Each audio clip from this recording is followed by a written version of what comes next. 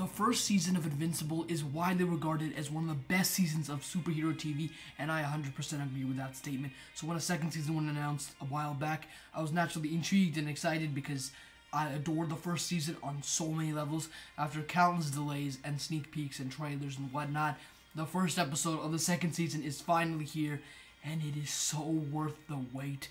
The characters in the first season are profound and thoroughly written out, and it may be a bit of a stretch, but I do believe that the first season of Invincible and this show as a whole has some of the best character arcs in superhero television. I don't know if that's a stretch, I don't know if it's a hot take, but I do believe that because everybody in the supporting cast, the protagonists, they get their moment to shine, and they have a really unique personality or something about them differentiates them from the other characters in the show, and I adore that. This premiere episode to bring you back in this really awesome world. The world building here is phenomenally done, and this premiere episode to bring you back into that world, and it makes it as violent, as bloody as possible. Steven Yeun and J.K. Simmons are already killing it in their voice performances as Omni-Man and Mark, and we've barely begun the story, and they're already just popping off. They're phenomenal here. One thing I don't hear a lot of the general audience that are watching the show complimenting about this show is the hilarious comedy. This show is naturally very funny and written in a way when it needs to be serious and when there's people dying and there's blood all over the ground, it can do that.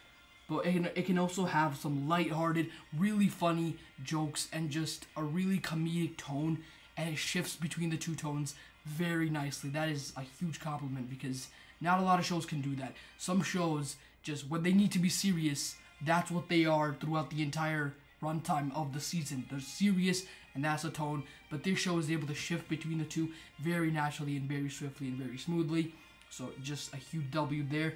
Now, the animation style for the first season is very simple. It's very simple. It's not anything that you're really impressed by, but I think that fits the show nicely because you don't expect this to have Spider-Verse animation. It doesn't need Spider-Verse animation to tell the story that they're going for. They can use any animation medium, and I think this one works fine. It's Flash animation, but with a bit of hand-drawn in it, and they do kind of upgrade it with the second season, but not really. It's a very minor upgrade, but I think it works fine. I think it's pretty perfect for the type of show this is.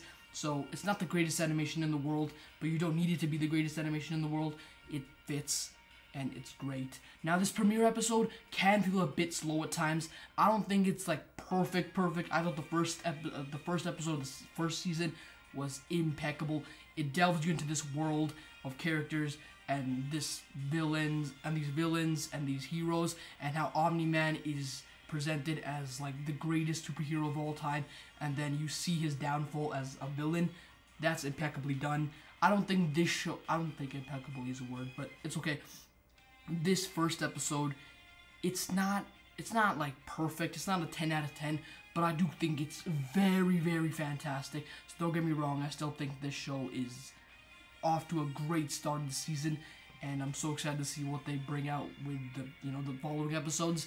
The critics have seen the first 4 episodes of the season, and it currently has 100% of Rotten Tomatoes. I know Rotten Tomatoes isn't fully reliable, but 100% is still 100%. That means many people are loving this season, and it makes sense because the first season has a 99% and has like 200 reviews. That's impeccable. That's incredible, and I'm so excited to see what this season brings because I know a couple people that have read the second comic book or whatever. This is based on like the second issue or something like that, and they said this is the best part of the story so far, comparing it to the first season. So I'm excited, and we'll see what happens.